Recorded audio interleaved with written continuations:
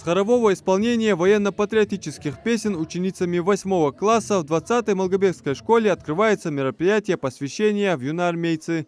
В ряды активистов сегодня вступают 13 детей. Они в привычном для их движения обмундировании в стойке смирно торжественно присягают на верность своему Отечеству. Торжественно клянусь всегда быть верным своему Отечеству и армейскому братству. Клянусь! Соблюдать уставы армии, быть честным армейцам, следовать традиции доблести, отваги, товарищеской взаимовыручки. Клянусь! Ребята в предвкушении самой долгожданной части мероприятия. Военный комиссар Республики Ингушетия Тимур Мистоев вручает новоиспеченным юноармейцам почетную символику, значки и прописные книжки юноармейцев. Все, молодец, видишь? Самый достойный. Какой класс? 7. 7? Учишься как? Учишься как? Спорт. Молодец. Вот достойный сейчас стал. Вот удостоверение получает. Так. Строевую стойку надо. Вот так. О, молодец. Ученица 8 класса Раяна Лабазанова пополнила ряды юноармейцев несколько месяцев назад. Но заветный значок юноармейца и прописную книжку получила сегодня вместе со всеми в торжественной обстановке. Успела побывать на многих военно-патриотических акциях, например, при раскопках и захоронении останков неизвестных солдат. Я сама захотела вступить в ряды юнармии, потому что это мы увидели первый раз в Инстаграме, и нам стало очень интересно, чем занимаются дети. Потом мы написали администраторам, и нас приняли. Мы были на 36-м участке, и там закапывали 2 неизвестных солдат. Ты там тоже участвовала, да?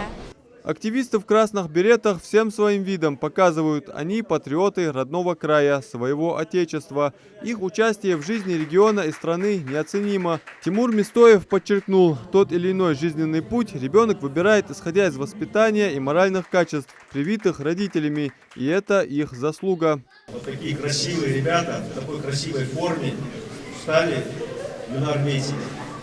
Это не так просто, что они стали. Они добились этого, они добились своим трудом, они добились желанием.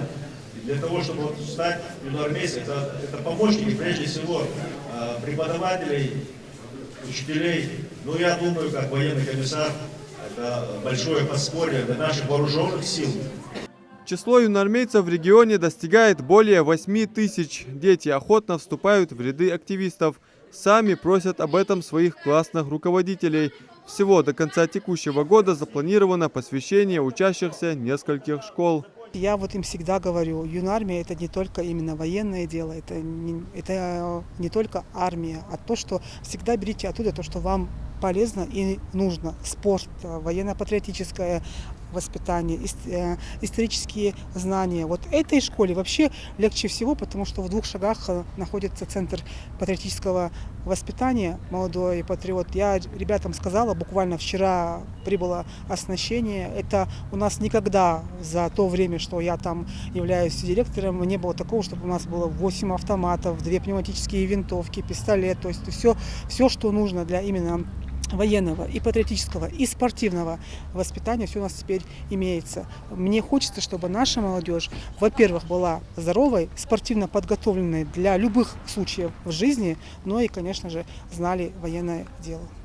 По всей стране одновременно работают более 5000 различных военно-патриотических клубов и организаций. Юнармия соединила их воедино. У них есть свой флаг, эмблема и даже гимн.